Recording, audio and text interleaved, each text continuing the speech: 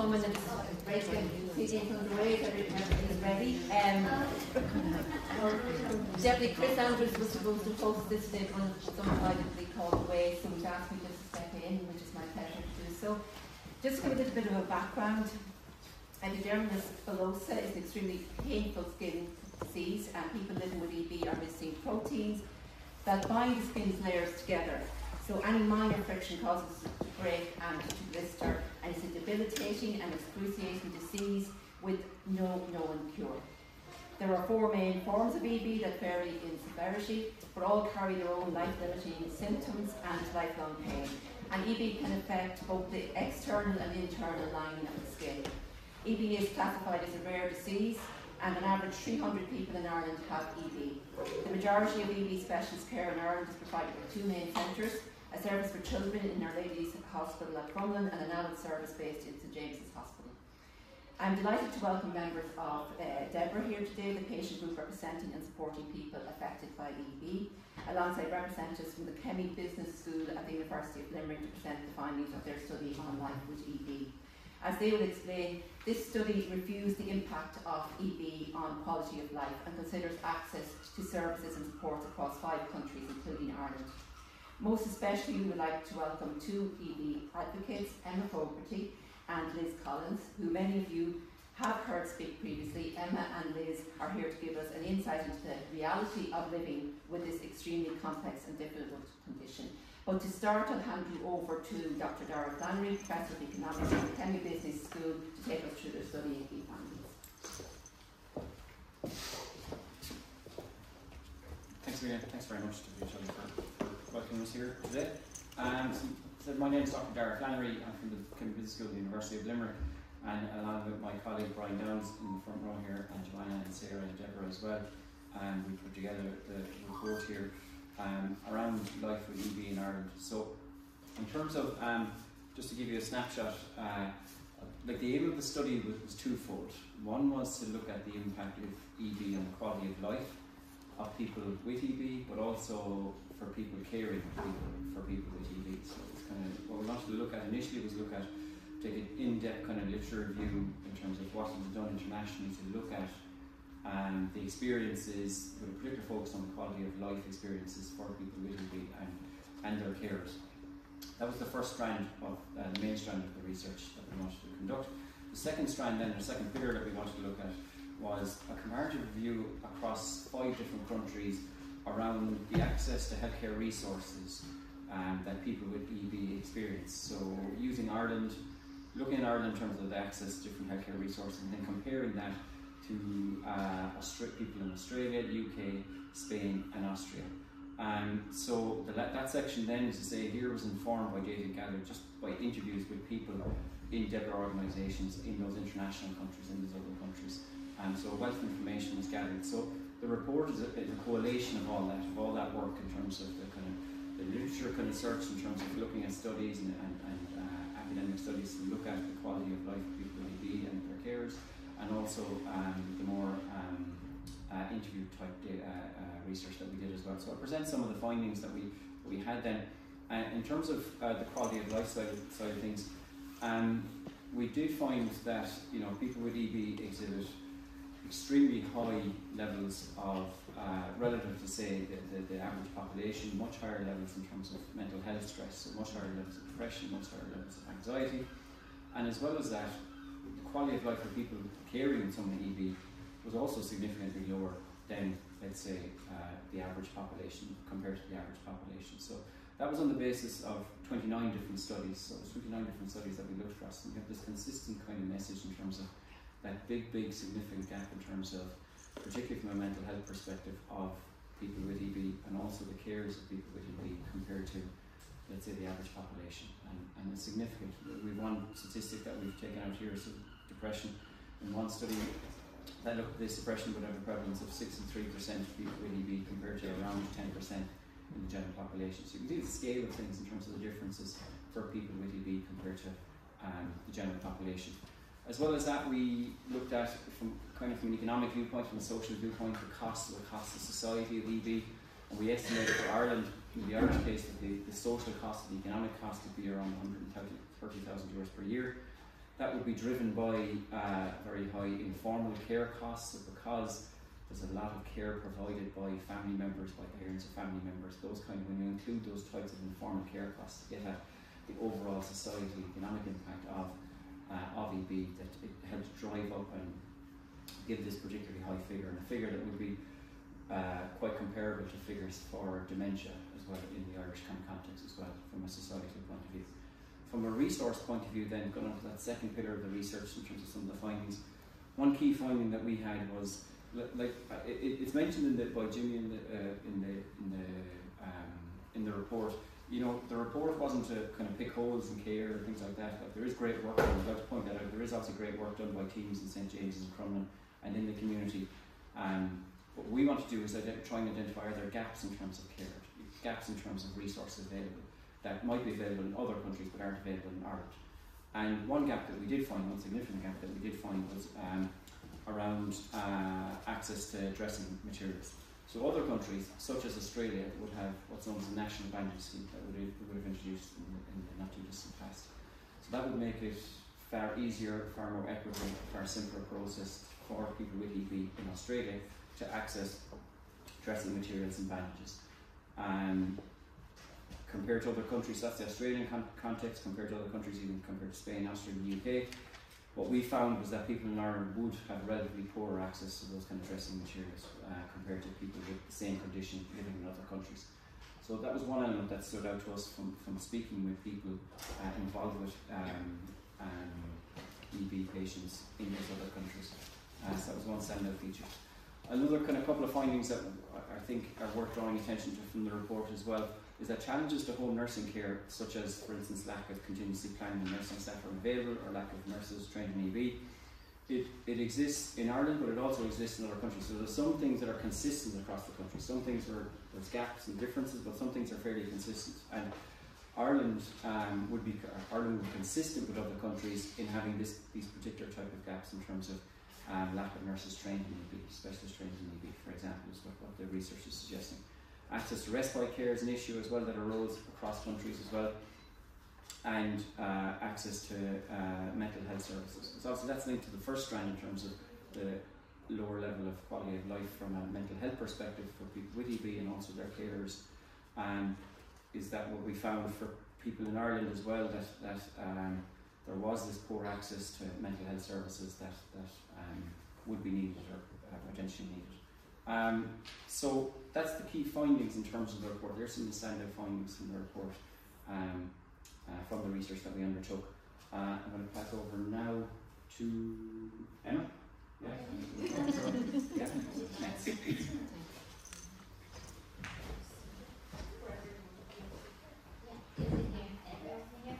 Yeah.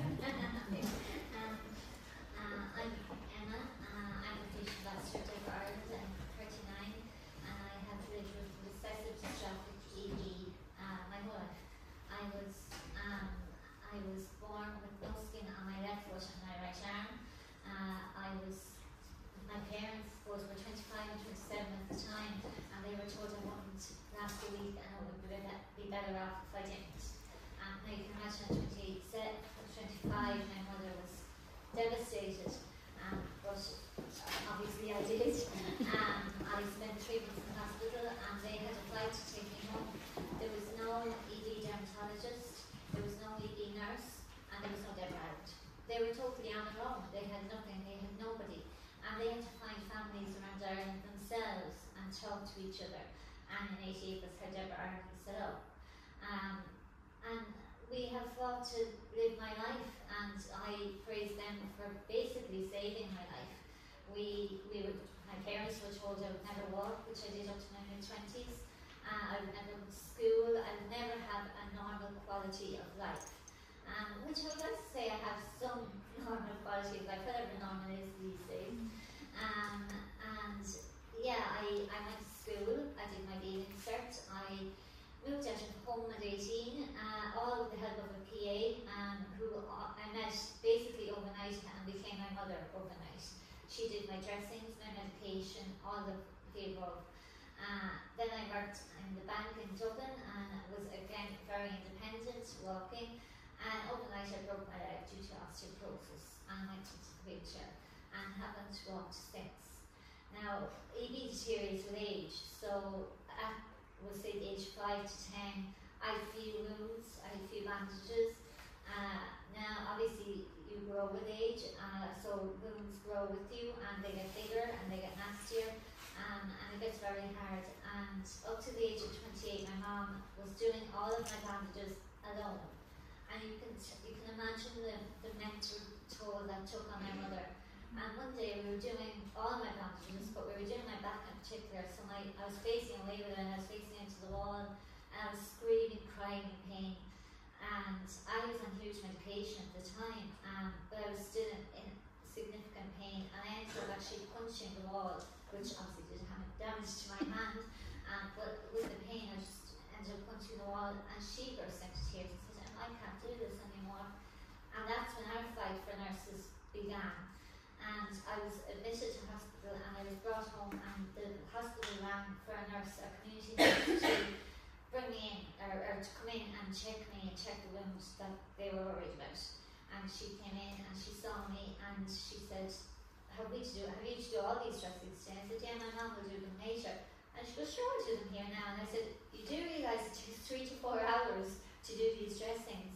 80% of my body is covered in dressings. I don't know if I said that, but she said, don't worry, we'll fly through them in an hour. And I looked at her and said, are you having it? And 3 to 4 hours later, she was still standing there and went, are you telling me you're doing these bandages alone with your mother and we didn't know about it? And I said, yeah. And she goes, how are you doing this? And I said, I don't know. I said, but we do need help. And she came in and she said, right, I'll come in one day, I'll come in, and she named off a couple of days, and then she brought 2 other nurses in with her, and that worked for a while. They did it on their own and they kind of rotated between the 3 of them. And then it started, their workload became larger, obviously, and they started to struggle themselves. So we actually had to go to the top dogs, we'll say, in the HSE, and almost last year I sat at a round table and I practically begged for my right to survive, because they wanted to step back. They wanted to say, we can't do it anymore, we have too much work on our plate, I have so many babies to look after and I have so many patients. And I said, but what about me? What about my care? What about my needs? Why am I not informed just because I take 4 hours? So we had to fight. So now we have the community nurses, we have agency nurses, and I have a PA who's here today, Georgina, and I would be lost without them. But the problem is, the community nurses, yes, the HSE pay for, but Deborah Ireland actually fund some of our nurses, some of Georgina's hours. That is not right. That is not good enough. I might be in the care of my family, but I am also in the care of our state, and so are the rest of our families and children. That's not right that we have to do it. What parents are, I'm lucky that I have set, well, I wouldn't say lucky, but I have in some way set up with my nurses. But I have to keep my finger on the pulse. We have to watch the calendar every week to make sure, okay, Monday is covered, okay, there's no one coming Tuesday, Georgina has to do it on her own, or my mum will have to step in, even though she had surgery a couple of years ago and her shoulder was told not to do bandages anymore. She has to do these things even though she can't, and I'm saying stop, she still has to do them. It's not good enough that we have to fight to live, just to get these done. It's not okay, it's not fair, and it's cruel. Like, there's children, I know as a child, I dreaded my mother coming into the room, and I dreaded the saying of, okay, I'm ready now, and I go, oh, here we go, because the pain that you endure, there's actually no word in the dictionary for what I endure every day, including this morning. There's no word for it.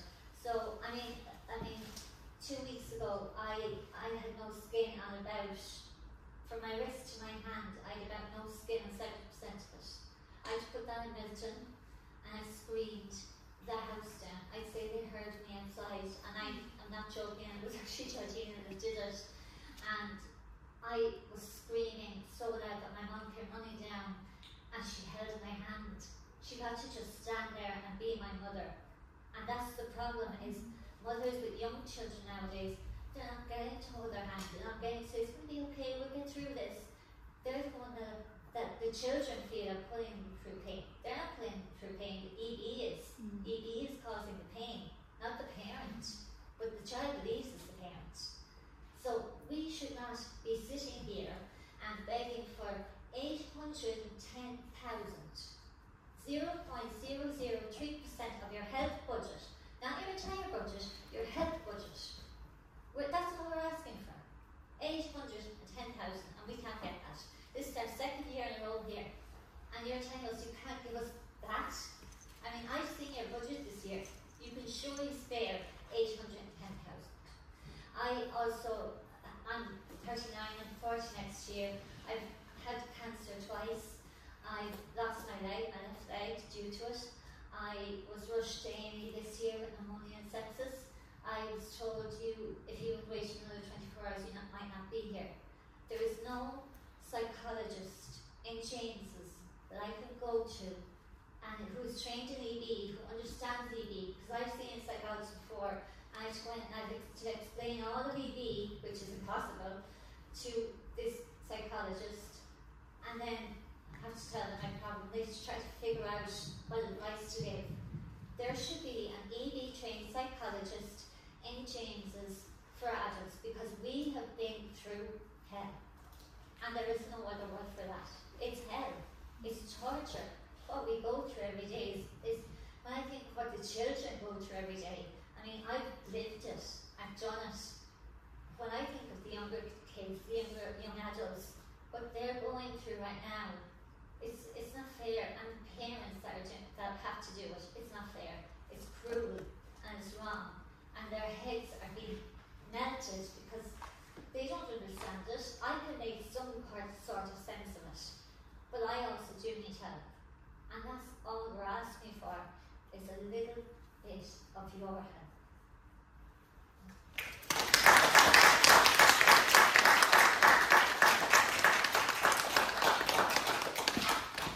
Thank you, Anna, for that very moving testimony. I now call on Liz Collins to speak to you. Liz is also an advocate for Deborah Ireland and has a long-time board member and 19-year-old daughter who's diagnosed with encephalopathic disease. Thank you. My name is Liz Collins, and I have a daughter, Claudia. She's 19, she's nearly 20. I'd always say she's like a mini version of Emma. It's mad that they both present very much, and one is as sassy and as spicy as the other as well. It must be part and parcel of the condition as well. Yeah, she was born in 2004, and we were your average couple. We were both from the Liberties just down the road. And in them days, unfortunately, after diagnosis, you were sent home alone. So we weren't sent home any nurses or no clear pathway. We used to actually look forward to going to the multidisciplinary clinics up in Our Ladies just for some type of guidance. And you can obviously imagine it was a really, really unsettling time. It was just, all I remember was fear. I was just afraid all the time.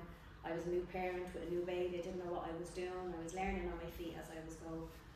And we're obviously putting a massive financial burden on us because we were a young couple, had just got our first mortgage, but obviously someone had to call who was going back to work. So I said I'd step down, where I wanted to work in a part-time capacity because I didn't want EB to define me.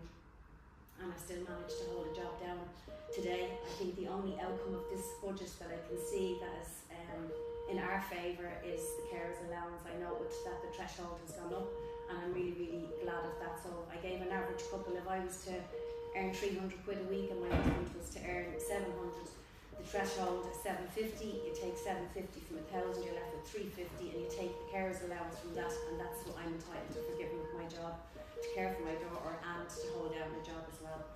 The rate of inflation has gone up, everything has gone up in this world, and yet carers allowance is a menial amount. Like, there's no one that would pay me for the level of care that I give to my daughter. Not that I'm looking to be paid, but I don't feel I should be penalised because I gave up my job. I also, like Emma's mum, managed for many years on my own, but I think I realised maybe quicker than Emma's mum at the time that by the time Claudia was 4, I was holding her down and cutting the clothes off her to get her into the bath for her to go through with a 4.5-hour dress and change because she had copped on what I was going to do to her. The relationship was all wrong, so wrong for any parent to have to inflict pain onto your child. So I went through the procedure of the independent assessment of needs, and nobody guided me. I actually was in the health centre collecting some of our dressings, and I found the documentation by mistake, and I just said, oh God, I think that's something that I might fall into that category, and I applied. And it took me 4.5 years after 2 appeals to get any type of nursing support, whatever. Eventually, before I went to the High Court, I went to a mediation session with all the hierarchy of the HSE, and I was granted 9 hours. But again, 4.5 years it took for me to get that far. And at that stage, I was depleted, I was worn out, but I had to fight because I knew not only would she not see it through, that I wouldn't see it through either, and I didn't feel that my marriage would see it through either. Keep in mind that Claudia is a female, so by the time she was 12, 13, her dad had to step out of like 50% of the care load, and his care load then became my care load, and again that impacted the marriage as well. I can say that that first battle was the start of many battles. I just feel every year, every chapter of our life there's a battle. There's a battle to get to school, there's a battle to get to college. Everything is just a battle and nothing is straightforward. I really, really feel the problem in Ireland with nursing care is, number one, it doesn't exist, but it's because the HSE can't provide nurses. So you go through all the bother of advocating for your case, you win your case, you're allocated the hours, and then there's no nurses to provide these hours, so it's outsourced. So at the moment I'm dealing with 7 different agencies. I'm like an administration assistant as well, so you can imagine someone's not going to turn up for Claudia. That means then I'm getting in touch with another agency. The management of that is just so stressful. It's like having a little business enterprise on your own, and yet I'm not a nurse manager. I shouldn't be managing, and one of the asks as well within the budget ask there as well was for a care manager to be put in place to manage all these aspects of her life, but again we didn't receive anything. And you can imagine as well that no continuity of care. Claudia's body is naked when she's getting a dressing changed young. She's a young adult, and we have strangers coming and going 24/7. There was one summer, through a period of 6 months, I put 30 different nurses through my hand. I trained them up, they came in and they left. And I just don't understand. I know when somebody cares for somebody with EB, they actually fall in love with them and they never leave. We have one nurse, she's 7 years with us, but it's one nurse who needs backup. And when I meet these agencies, I just don't understand. Somewhere in there, I don't believe that they say that nobody wants to go into the field. I believe that there is politics going on between the HSE, cost maybe, and these agencies. And obviously I'm not privy to that, but it doesn't make any sense to me. Are you saying out there in Dublin or in the rest of Ireland there isn't nurses that would be interested in a 20-hour position that would cover maybe 2 of our patients within the one area? So it just doesn't make sense to me. So as I say, you win your care package and then there's no nurses, so somewhere it just doesn't all match up.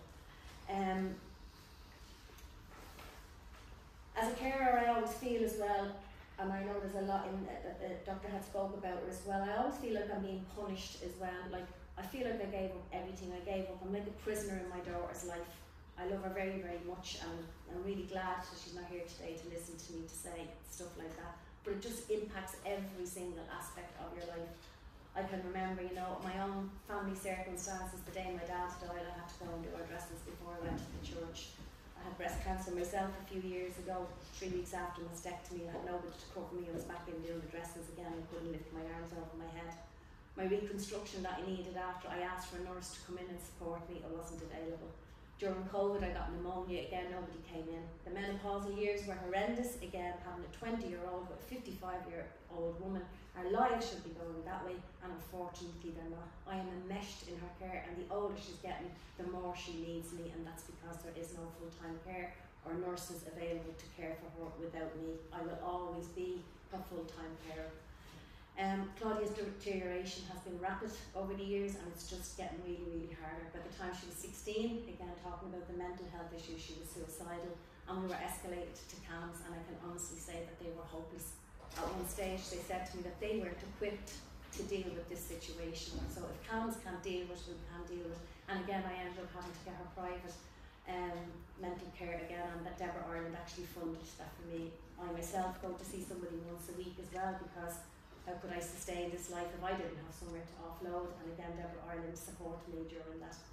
I find the service, the HSE, is just so fragmented, and that's where the problem lies. It's just a big web, and when you have a new parent that doesn't understand, the HSC and the hierarchy or whatever, you're just muddling your way through it. A dream for me would be for the services to be streamlined, so the child is born, rushed to Our Ladies, and they are just given a clear pathway. This is where you need to go, this is how you access the service, instead of the fight year in, year out looking for services. It just causes so much stress on the family. I wish all of that could be taken away. I wish the time that I have spent advocating that I could have gave that to my daughter. I could have been a better mother, a better wife, a better sister, friend, daughter. I'm all of those things like everybody else is, and sometimes I don't get the opportunity to be those things. I'm always angry, I'm always fighting. I wish I could just have the time just to be a normal mother. The health system sometimes in Ireland disgusts me, and I have to be honest. There's not one person in this room, I don't think, other than the families that could sustain what we have lived in. And yet I'm still standing, and why am I standing? It's because I have to fight for my daughter. Her life could be very, very short, and I want to give her a quality of life, so I have to keep fighting for that. I feel that there's no empathy and no compassion within the HSC, and the budget, again, it disgusts me that we have been passed over again. I feel that I have empathy and I have compassion because I have witnessed so much pain and so much suffering, and that is something that the health service lacks. It faces people sitting in an admin capacity making decisions with no insight into the horrendous life that our patients and families have to endure. And yet life hasn't gotten any better in the last 20 years. At least now there is some awareness and some hope of some type of care packages, but with no nurses available, it's a huge contradiction and nowhere near what it should look like. I feel like we've been ignored again in this budget, and it's like pure disrespect for the likes of Emma and Claudia. There's no other word for it, it's just disrespecting their condition like it doesn't exist. But they're a group of precious people who should be cared for because they matter. Their lives matter. I matter. They exist. We are not incredible for fighting, we are trying to survive your worst nightmare. And I ask any to come and walk one day in one of our patients' shoes. I challenge you.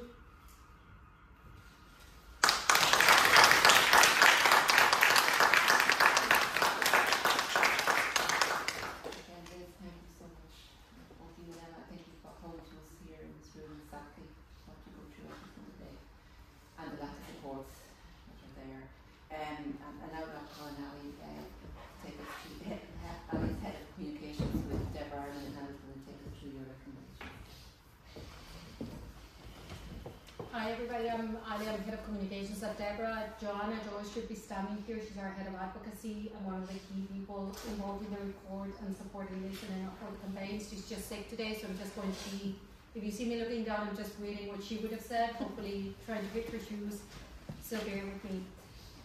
Just two things kind of like really stood out. How unfair EB is, Emma, you said so. It's not fair, and this that comes through your words, it's just not fair. That just points to how EB is an incredibly difficult, complex condition. So as part of this research, we have identified, I believe these are the findings on screen, a set of key recommendations that are based on the results of this research and also on our pre-budget submission for 2024, all of which is inside the report that you have in your hands, and which we believe could have a significant impact on the quality of life of those affected by EB. The first recommendation is that EB is a serious, chronic, incurable condition, should be included in the long-term illness scheme, and this is in line with the advice from the Rare Disease Task Force. Our next recommendation relates to the access to bandaging, which both Liz and Emma referred to. As you've heard, in Ireland, people with EB have poorer access to dressing materials than those in other countries. Access to appropriate bandaging is vital for people with all forms of EB.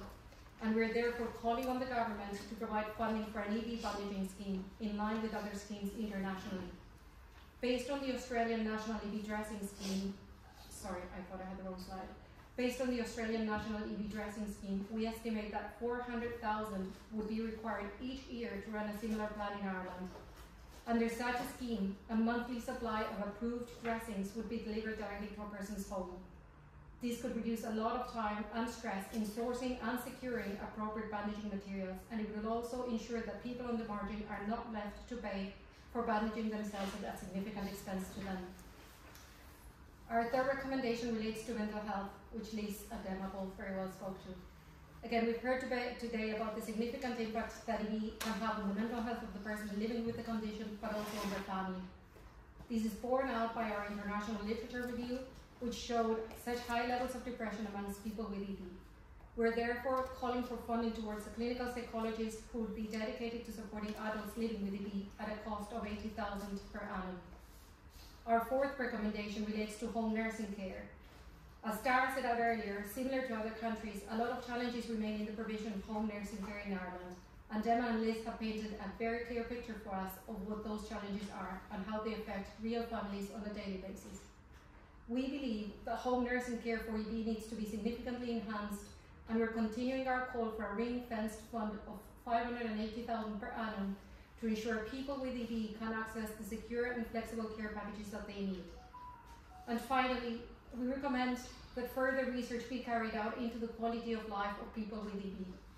Such additional research would allow us to build on what we've learned from this study and provide further evidence for the enhanced services and supports that we believe are needed to meet the needs of everyone affected by EB in Ireland today. Thanks.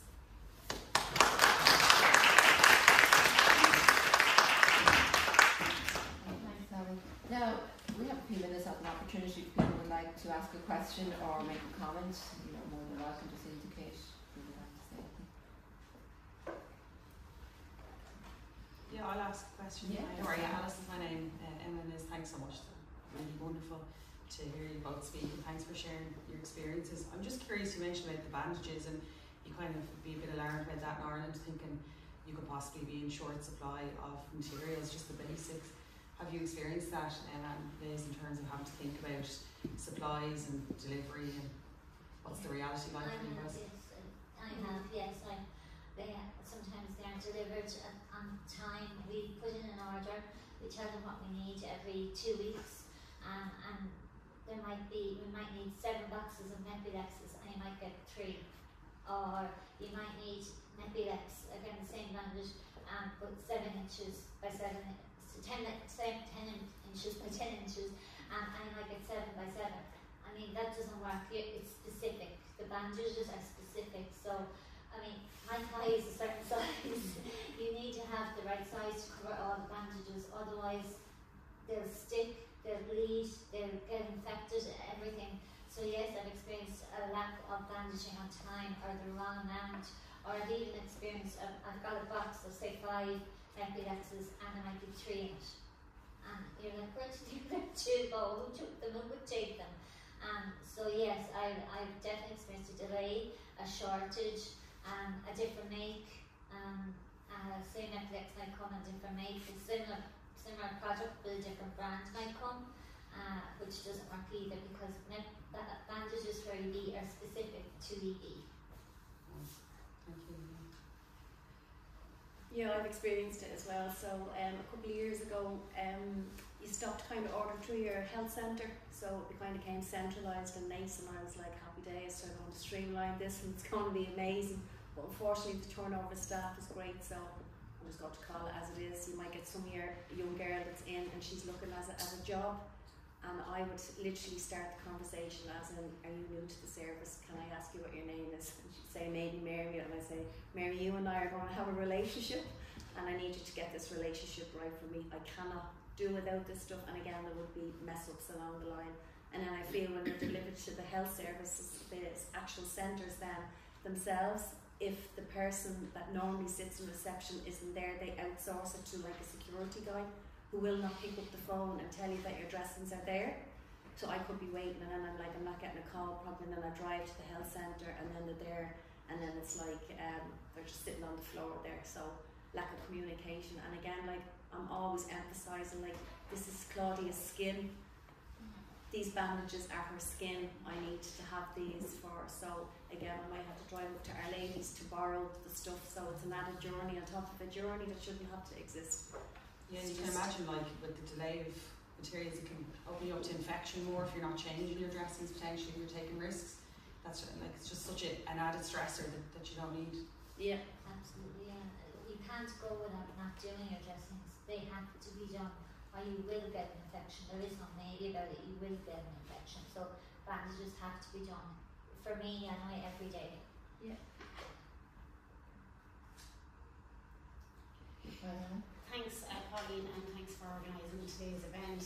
And I was a bit late, so I missed yourself at the very outset, so I do apologise. But I just want to say to both Emma and Liz, they were very powerful contributions that you gave today, and gave us a real insight, I suppose, to the difficulties and the challenges and how that's impacted yourself and your daughter and yourself as well, in your marriage, the whole thing.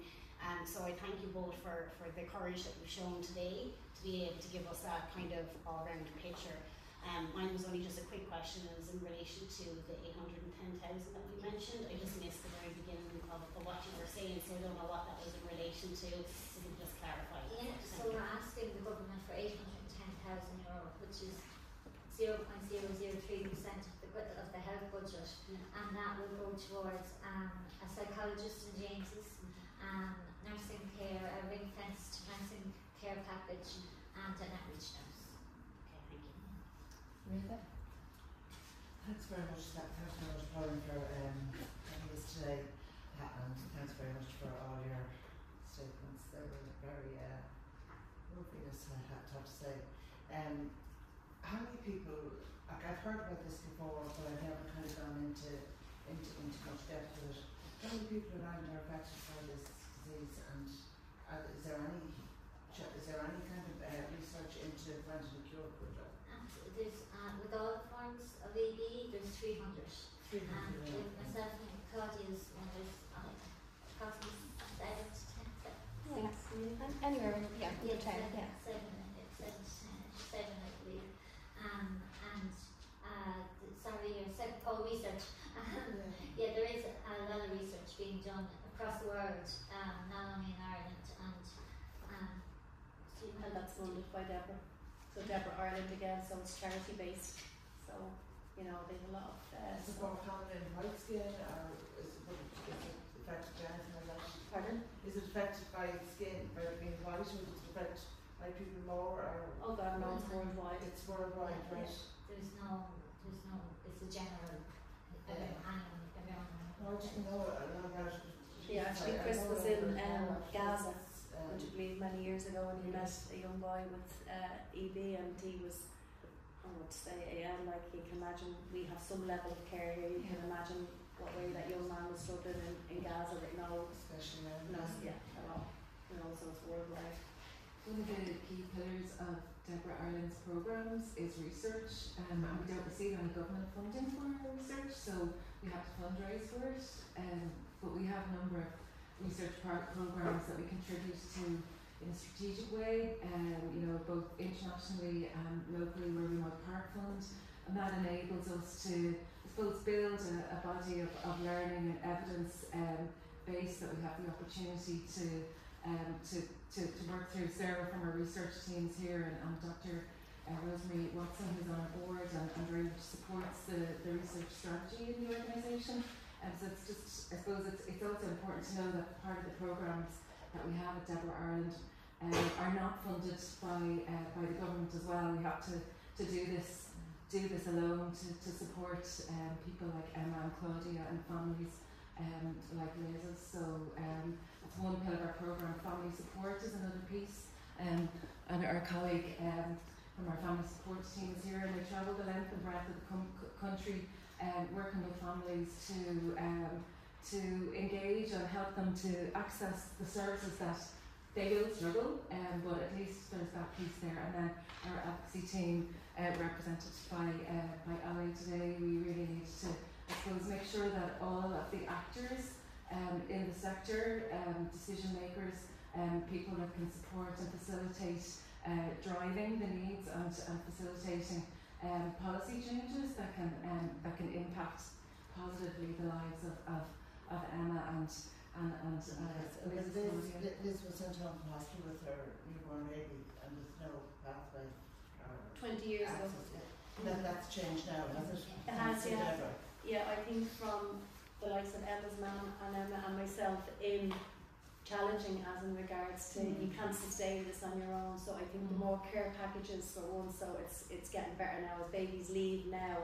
Like that's the biggest change that I have seen, and it's been incredible. Like there was a time in the early years it was just a given. You just went home with your baby, end of, you know, and that was there was no supports at all. You know, we have to do something about this, because even if your child falls in the yard and you're trying to clean the stones out of it, how awful that is for a mother.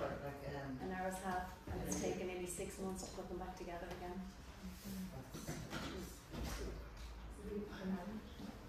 I'm a clinician and I was director of the EB service for over 25 years, and I can tell you that the improvements over the 25 years have been absolutely huge. However, there are many gaps, and I think we've been talking about these gaps for 4 or 5 years at least in this setting, looking for help. But it's a huge thanks to Deborah is due, because they helped fill a lot of the gaps over the years and help support us and send our staff for training abroad, and all of that has been initiated by Deborah, and they're still doing it for us. The stories from our families are absolutely harrowing. It would make you cry, and it doesn't get any better because they're facing the same situation every day. And sometimes it's something very small that can make a big difference in their quality of life. For example, one patient came to our clinic and met the occupational therapist and came back and told me he was absolutely thrilled because they were able to do 2 things for him. One, he couldn't open his front door. He was an adolescent. And she gave him a gadget to open the front door. And the second was flushing the toilet because independence is gone. Yeah. And she gave him a gadget for that. So it's these are very small things, but they can make a huge difference in a person's life. And from my experience of working over the years, I never knew, I've always felt we needed a coordinator in the HSE. And there are so many layers in the HSE, and you just, and there's fragmentation, so I still don't really know where to start sometimes with that. So I just commend the speakers today. They managed to get a message across, but it is absolutely harrowing, and I think people with EB they're my heroes and heroines. They've managed to get out and do what Emma did, get a job. How she does it with all of that pain, and that is beyond me. We wouldn't experience the level of that in a whole lifetime, and we never will. And so until you've walked in their shoes, you don't know what it's about. But I think it's our duty to provide as much service as possible that will improve their quality of life, and that's why we're here today. So thank you, Deborah.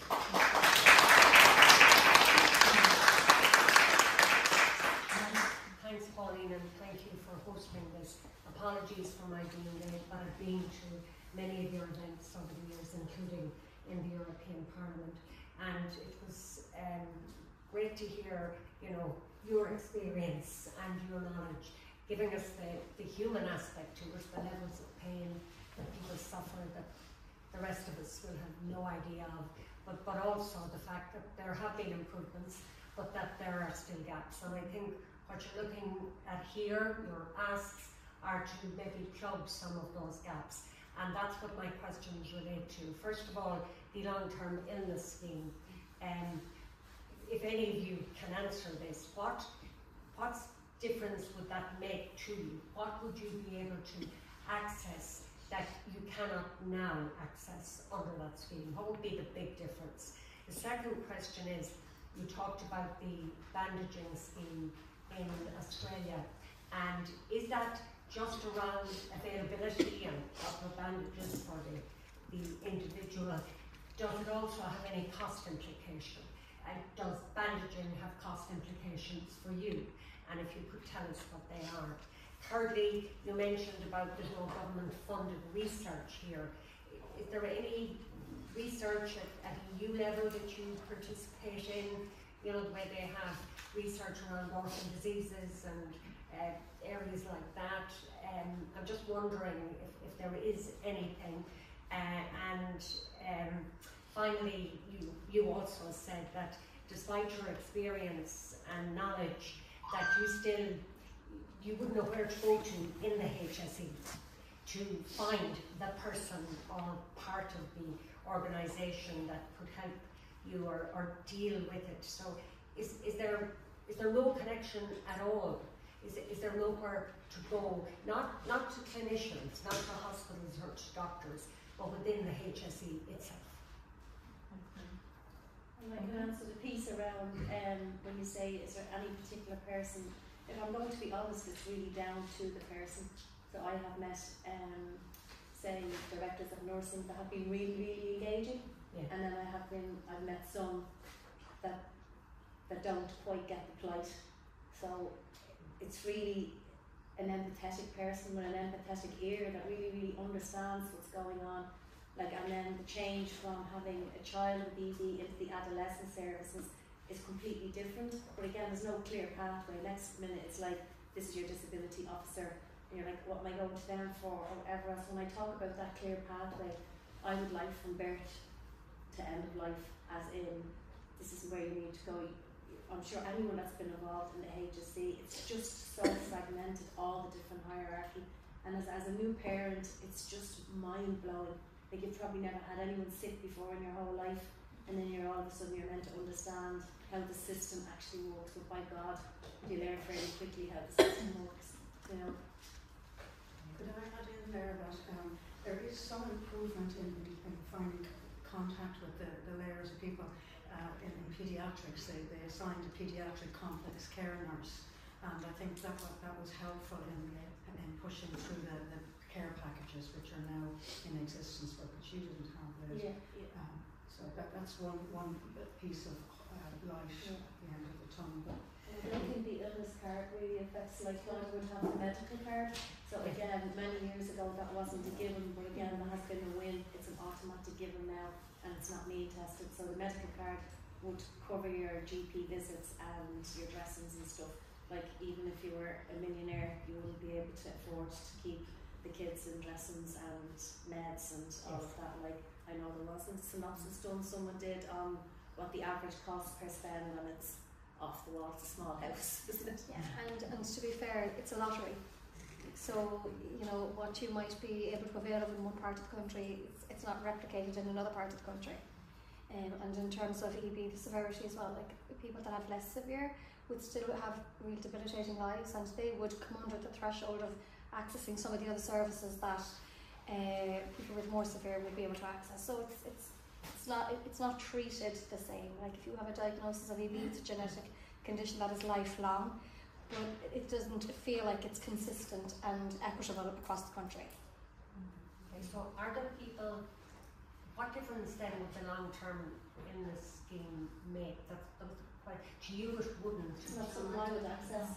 No, I don't think it affects us. I think it's a big point there about consistency in terms of, like, so you might have people who would have medical cards, but then people who don't, or the long-term illness will give access to more. So there are people who don't have medical cards. Yeah. Okay. And the same with bandage kind of thing, it would give some level of consistency. It would give some level of consistency in Australia, that you'd have that level of consistency, a national bandage scheme. Yes. Specifically, so again, so it's a national scheme. Exactly. Yeah. So it would help alleviate some of the inconsistencies again that you would see from, in terms of access to bandages, if it's depending on severity or depending on geographical differences or things like that, that those kind of disparities or inequities that you might see that foster because of the fragmented nature of the system. It's been mentioned a few times. So it takes away some of that fragmentation, makes a national kind of bandage scheme, and the same with the kind of long-term illness, and it gives a level of consistency for people with EB that isn't there currently, and which you do have in other countries, for example Australia with the national bandage scheme. So it takes away that uncertainty and fragmentation. I'm just sorry now to European but obviously some people get medical cards, some don't. I mean, that may be something we could look at or try to, that shouldn't be an issue, it shouldn't be a lottery. You know, that makes no sense. And maybe I won't have it now, but maybe we could look at that again. You did have a question about but EU, was any EU funding or? I can answer your question very much funding for so basically in Deborah at the moment we're focusing a lot on national research schemes to try and drive more EB research in Ireland. So we've been successful in Irish Research Council partnerships at the moment, and has reached forward ones, because I suppose our thinking behind that is when those products hopefully eventually move to clinical trials, and the likes of Emma and Liz will have access to them sooner. But we do collaborate with other Deborahs, so particularly Deborah UK and Deborah Austria. And Deborah International run funding schemes, so we try our best to get funding through them also, and Horizon Europe. I think the future challenge is going to be accessing those medicines. I think the future challenge for, Deborah, in terms of, our voice is going to be when the hopeful medicines that are coming on stream, that people can access them in Ireland. So it will be the same challenge as bandages. It will be, it will be the same kind of struggle for us. I think some people may not know that there's been some very exciting progress in research in the last 5 to 10 years. One is a gel that's placed on to help heal wounds faster, but the real game changer is gene therapy, and that has been approved by the FDA. It was, I don't know the name of the company, but it took them only 7 years from when they started to actually deliver a gene therapy product that is approved by the FDA. And this has been given to babies as young as 6 months, and it is really transforming the wound healing, which bears very positive for the future. That company haven't applied to the European Medicines Agency yet, but they're accumulating a team to apply. But that's something that we're all looking forward to. Okay, I'm just conscious of time because I was booked from 4. Des, do you want a quick? Just a quick thing I just want to ask, and Liz in particular. I mean, the looking fair there is just horrible. It's just hard to describe, and nobody here, nobody listening could understand what you're going through. It's just really hard. I know the ask here is 810,000. I was curious, do we have a calculation of what actually rounded is coming to different people of the, say, the 300 people around the country? Do we have any sort of a figure of what's happening, what money when it comes to supplying bandages, different things? I'm just curious if there's anything like that. And I know just in terms of the home care, obviously some has to be I would imagine a specialist. It wouldn't be just some home care person that would come in. I would imagine they'd have to have some very special training, so obviously that's fairly difficult to get, and I can imagine that's a problem all around, Just I have to say that was a thought process within the HSE for a period of time, that they just throw a healthcare assistant in and you'll be grand. Like, at the end of the day, parents were training nurses in. So a nurse would come in and shadow me, and I would train the nurse then in time. And again, trying to change that type of ideology around it, and again, that's where the nurses in Our Ladies and James's Hospital have come into play, and training has been there available again. But sometimes, it doesn't have to be that hard. It could be a nurse. The training is there, but we just need to get them into the system, to come and, care for our patients. But as I said, with this outsourcing to agencies and all of this, it's just really, really fragmented. When someone comes through your door that has a good insight into EB, or that they have this practical skill behind it, you take them with 2 hands and you never want to let them go. That's how valuable and precious these people are. But they're too short on the ground.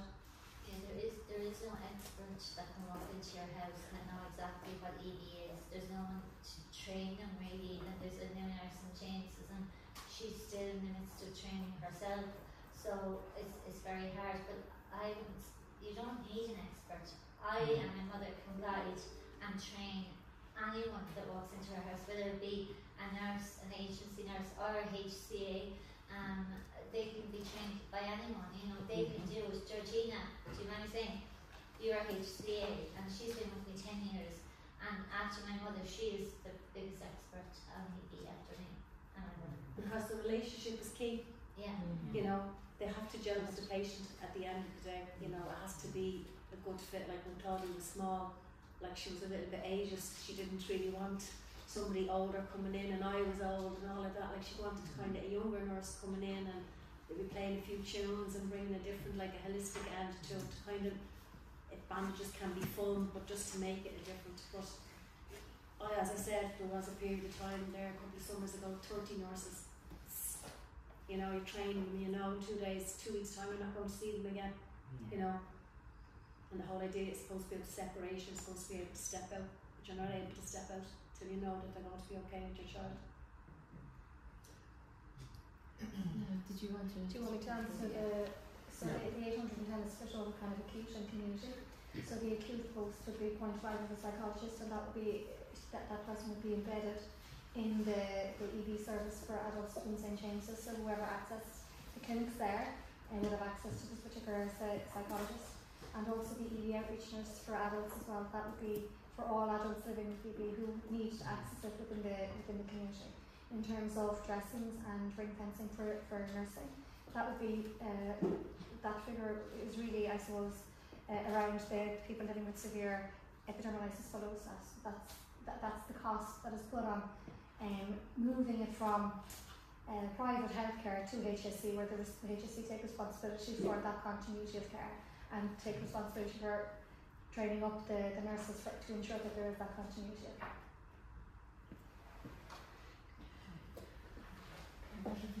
Okay, look, can I just say again to Dr. Dara and thank you so much for coming here, and indeed from the contributions from the floor as well. There's so much expertise in you. And I just say from personal experience, I know the work that Deborah Ireland do, and it's so important. The support you give to individuals with EB and their families is immense, and thank you for all that you do. You know. So look, there are a number of us here, we've asked questions, hopefully we can push the items that you look for, you know, it's not a big ask. No. It's as Mary said, plug the holes that are very evident there in the services, but would make such a difference if they could be provided. So thanks very much, Amy, for all of you.